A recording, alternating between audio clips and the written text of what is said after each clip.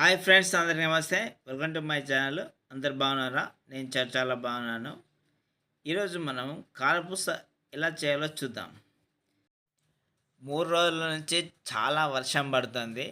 వర్షానికి వేడి వేడి మిర్చి బజ్జీ కానీ పకోడీ కానీ చేసుకుందాం అనుకొని 2 శనగపిండి ప్యాకెట్ తీసుకొచ్చినాం. మా పాప నాకు బజ్జీలు వద్దు, పకోడీ వద్దు, నాకు కారపూస కావాలని గొల్ల గొల్ల వేసింది. ఎన్నెన్నో అనుకుంటాం, అన్నీ అవుతాయా ఫ్రెండ్స్? పిల్లల కన్నా ఎక్కువనా? అందుకే మేము ఈరోజు కారపూస వేసుకున్నాం. కారపూస ఎలా చేసామో చూడండి, చాలా బాగుంటుంది. ఇలా ఒకసారి చేసి చూడండి.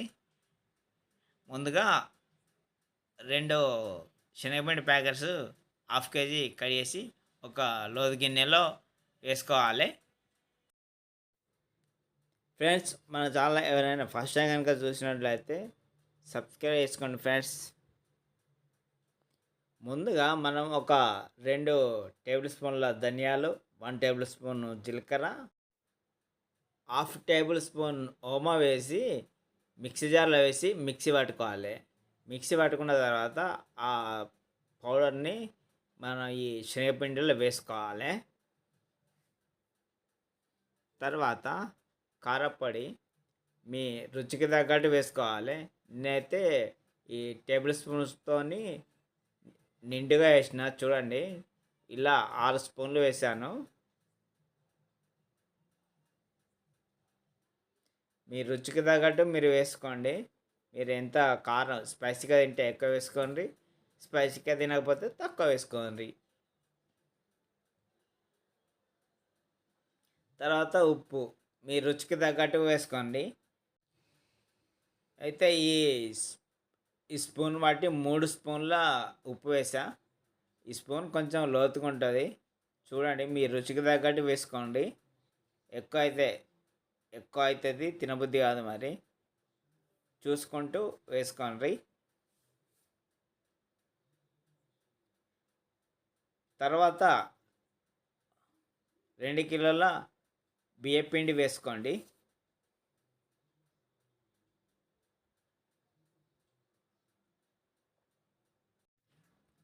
పిండి పట్టే జల్లల్లో ఒక 2 టేబుల్ స్పూన్ల అల్లం వెల్లుల్లి పేస్ట్ వేసుకొని అందులో కొన్ని వాటర్ పోసుకొని వడవాటుకోండి. వీడియోలో చూపించిన ఈ విధంగా అల్లం వెల్లుల్లి పేస్ట్ వేసి కొన్ని వాటర్ పోసుకుంటా వడగట్టుకోవాలి.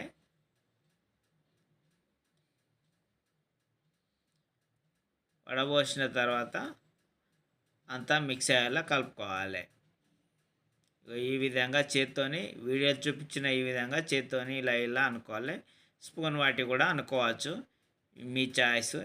ఇంక ఎలా కన్వీనియంట్గా ఉంటే అలా కలుపుకోండి. కొన్ని వాటర్ పోసుకుంటా, కొన్ని బాగా వేయద్దు, బాగా పోతే కింద కారిపోతుంది. కొన్ని పోసుకుంటే కొన్ని ఇట్లా అనుకోవాలి. చుట్టూ అనుకుంటే రసం అనేది కిందికి పిండిలో పడిపోతుంది, పిప్పి అనేది పైన ఉంటుంది.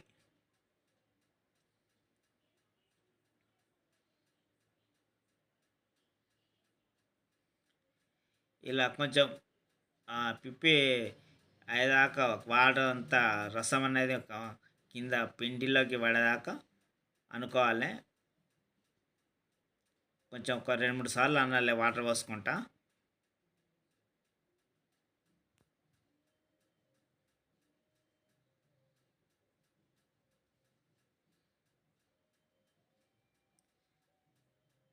పిండిలో వాటర్ వేయద్దు. ఇక ఈ వాటర్తోనే ఒకసారి మిక్స్ అయ్యేలా కలుపుకోవాలి అంతా. 1 టేబుల్ స్పూన్ పసుపు వేసుకోవాలి. పసుపు వేసి అంతా మిక్స్ అయ్యేలా ఒకసారి కలుపుకోవాలి. నీళ్ళు వేయద్దు, నీళ్ళు వేయకుండా ఈ అంతా ఉప్పు, కారం, ధనియాల పొడి ఇదంతా మిక్స్ అయ్యేలా కలపాలి.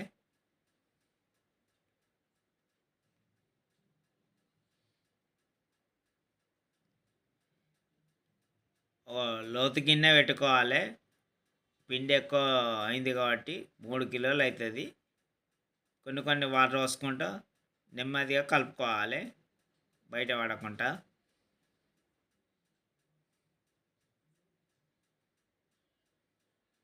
ఒకేసారి వాటర్ వేయకూడదు, మెత్తగా అయిపోతుంది. కొన్ని కొన్ని పోసుకుంటా కలుపుకోవాలి. ఇలా వీడియో చూపించిన ఈ విధంగా.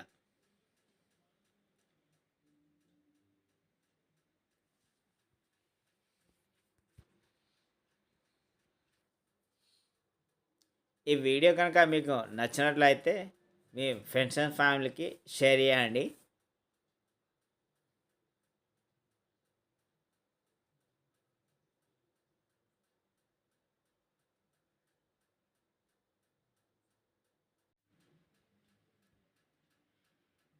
ఈ విధంగా సాఫ్ట్గా కావాలి.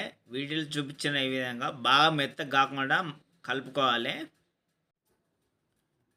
స్టవ్ మీద కంచుడు పెట్టుకొని కంచుడు వేడి అయ్యాక మీ డీప్ ఫ్రైకి సరిపడా నూనె పోసుకోవాలి. నూనె వేడి అయ్యాక మడుగులు చేసే పావులో పిండిని ఈ విధంగా అరటిపండులాగా ఇలా కొంచెం చేసి పొడవుగా చేసి అందులో పెట్టుకొని ఒక గిన్నె పైన లేదా ప్లేట్ పైన కానీ వేసుకొని మన డీప్ ఫ్రైకి సరిపడా ఆయిల్ వేసుకున్నాక నూనె వేడాక ఆ ఆయిల్లో ఈ మడుగు వేసుకోవాలి. ఇగో నేనైతే ఒక గరిటె మీద ఇలా చిన్నగా వేసుకున్నా. మీ ఇష్టం, మీకు ఏ విధంగా పెద్దగా కావాలంటే పెద్దగా వేసుకోవచ్చు, చిన్నగా కావాలంటే చిన్నగా వేసుకోవచ్చు. మీకు ఏ రకంగా ఇష్టం ఉంటే ఆ రకంగా వేసుకోండి. నూనె వేడాక అందులో ఇలా వేసుకుంటే బాగుంటుంది.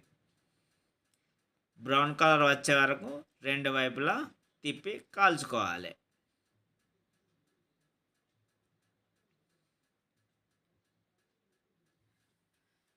అటు ఇటు తిప్పుకోవాలి.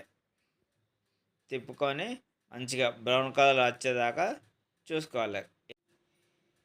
ఇలా చేస్తే కారపూస కరకరలాడుతుంటుంది. చాలా టేస్టీగా క్రిస్పీగా ఉంటుంది. ఒకసారి ఇలా ట్రై చేసి చూడండి, ఎలా ఉందో చెప్పండి. Thank you for watching. Please subscribe my channel.